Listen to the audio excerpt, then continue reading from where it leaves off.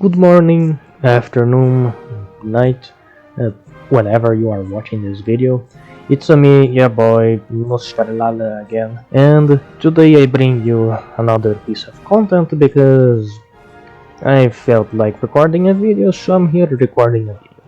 And today we have a good one. As you may know, I am very good man that likes creating content very consistently for my dear subscribers, and today I'm going to show you what I'm going to work on, and it's two things instead of only one.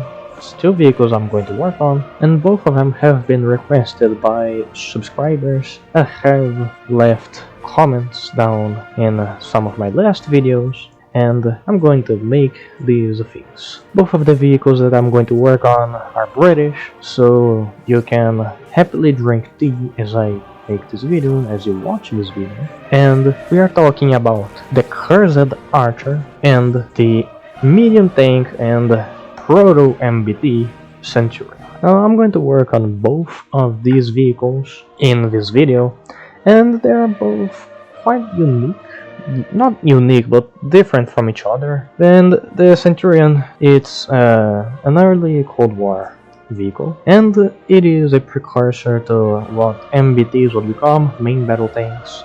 So it's kind of a big deal. It's a vehicle that had good armor and good weapon, good speed, had every aspect of the triangle right. And the Archer, it's the Archer. I don't have to say much about it. Like, if you don't know this vehicle, just know that this thing, the cannon, it is naturally backwards. Alright, so like I don't have much to say about this thing. It's just the Archer. But that's it. I'm going to try to get their armor values right, their speeds down to the notch of what their historical values would have been, trying to get absolutely everything on the spot and see how it goes.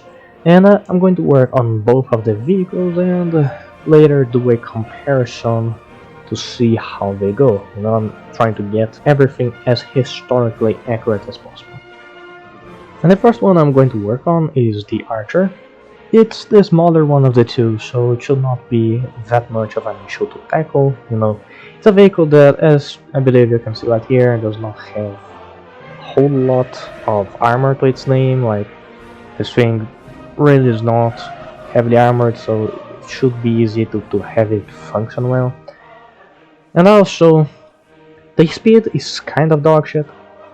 Like, I'm referring to this bit right here, especially considering that you have to move in reverse to actually like move with the gun pointing forwards. So yeah, this is going to be really nice.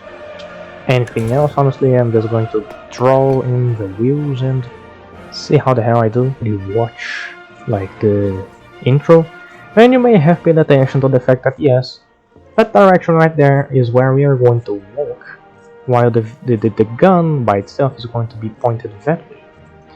And I'm trying to get the shape of things over here. Like, already kind of got a nice wheel setup, but it's only going to get more and more cursed from there. Let's see. I'd say that's very solid. Drives quite well now. Already, as I'm working on this thing, I'm not going to lie to you, I am like looking at this 3D model on the internet for it, right? And I can't stress enough just how much I am confusing the back and front of this thing, because my brain is wired to have the cannon, be the front thing, the nice front thing. But in this case, it's the reverse, and like I am having to rebuild a bunch of these things over and over again, because I'm not sure of what's right and what's not. I say backplate, like, the gun is going to be pointing that way, but this thing drives backwards, so yeah, the backplate is going to be the most reinforced area of the vehicle. It's not even going to be well reinforced either. It's going to be dog shit, armor-wise. After recording a bunch of stuff without my mic was cut off, this is where we currently are. I have done the front bit because, of course, this is the front. The cast superstructure and the turret. Well, whatever this is certainly not a turret, the gun. It moves around with its fixed superstructure. The weapons do fire quite well, really far. This is a certified tank destroyer in every sense of the word. I'm just going to fix up the armor now. That's not going to be difficult at all. This thing, again, fucking 20mm at most. But just going to fix that. Actually get a paint job and the decor work. And I'm going to show you guys final result. And it's full questionable glory. And it's the speeds that its canister have been settled down. This thing's really like a bit sad. You can see the speed over here is quite not up to speed. It's just like the actual thing.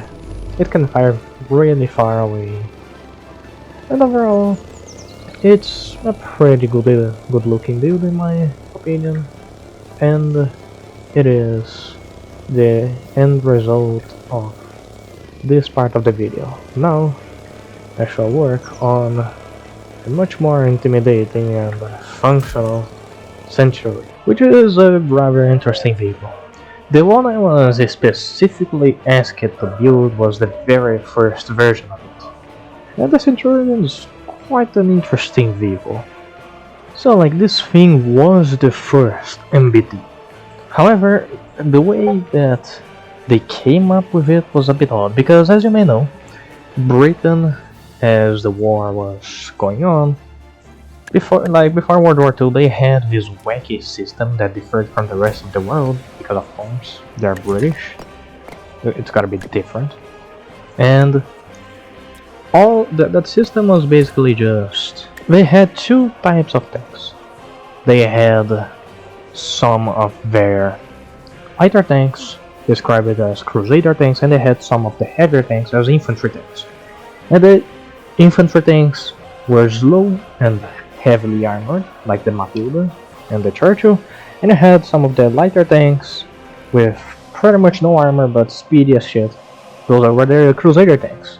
And expectedly, they did not do too hot.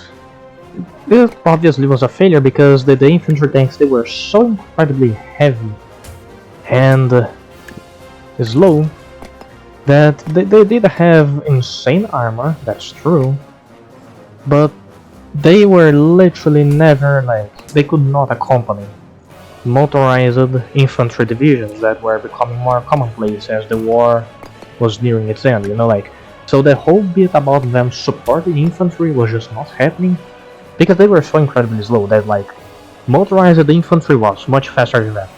And crusader tanks, they were incredibly light and very fast, but they had so little armor that if a German division had some sort of anti-tank rifle, even as little as that, they were actually just capable of going through that thing's armor, and it was just a fucking death sentence. So of course that did not work out either.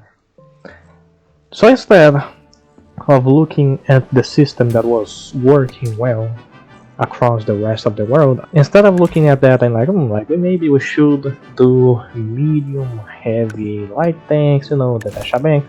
No, instead let's just mix up like the two and see what the fuck comes out of it. Like, surely it's going to be really fun. And of course, as is expected, the result, well, first off, many, like, all other tank producing nations were also in this quest, you know, because of like, oh, like, heavy tanks, they are like the big beat of the day, you know, everyone wanted armor, everyone wanted to have the fat things because they were amazing for propaganda and all that shit. However, as truth be told, it was insanely complicated, of course, right? And having something that is as heavy as an infantry tank with the speed of a crusader tank, that shit was nasty work. And you can see it reflected in this thing because it was requested in 1943 when the war in the desert was still going on, and it was only completed like a month after Germany surrendered, so like 2 years, because having an engine and all the stuff that's required to have a tank go this fast and weigh this much without cheating itself, it was kinda difficult. So took them a while, like a few years, to get something that is actually heavy and well armored and that can actually run. And the end result was this, the Centurion, the first Centurion.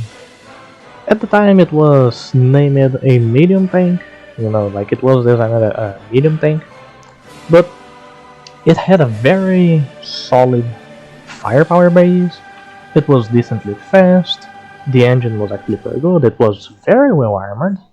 In fact, that's something that I am going to try to model in this thing, because unlike some other vehicle, this one actually has armor.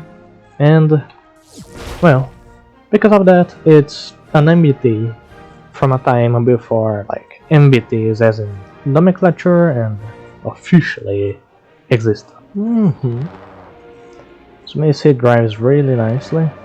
I have got the speed limit set up.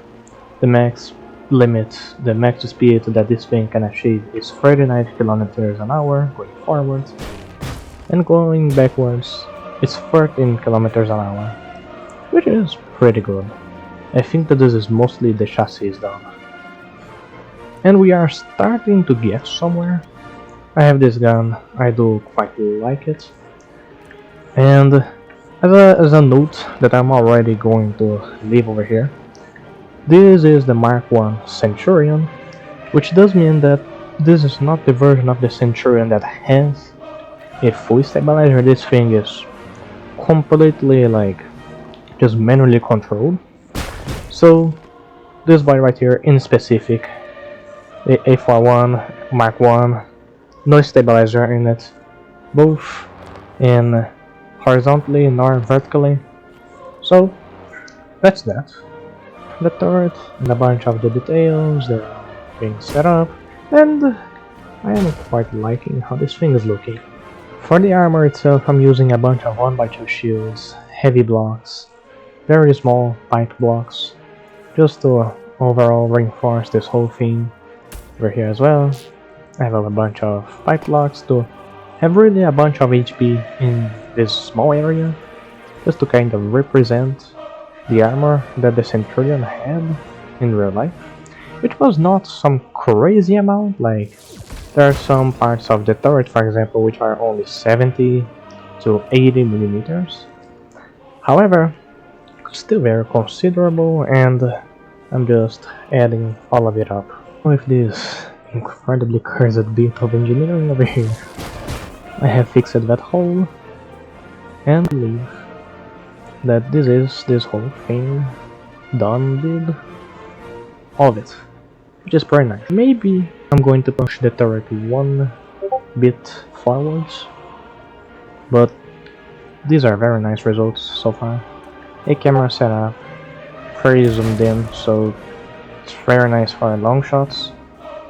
Has a machine gun setup, just literally a minigun. Mini autocannon, not even a minigun, that's another thing. And all in all, I am very satisfied with this. And let's see how the end results look like. And welcome for the Centurion. It is a very nice vehicle, I really like how it turned out. I did a pretty good job with it. All of these details and all the little bits here and there, they have all been added up. Surprisingly enough, this thing is far from being full complexity, which I am quite happy with. Do not check that thinking from my own server, which you should join. Discord server, you should join my server, because why not? This is a result that I do quite like. Both this and the Archer vehicles that I am happy with how they ended up. As you can see, I did a bunch of stuff over here to the side to have it fit well and all that. And the end result, I think it looks pretty close to what it looks like in the pictures, and it most certainly does have the same potential as it did in real life. The armor in it is not the best.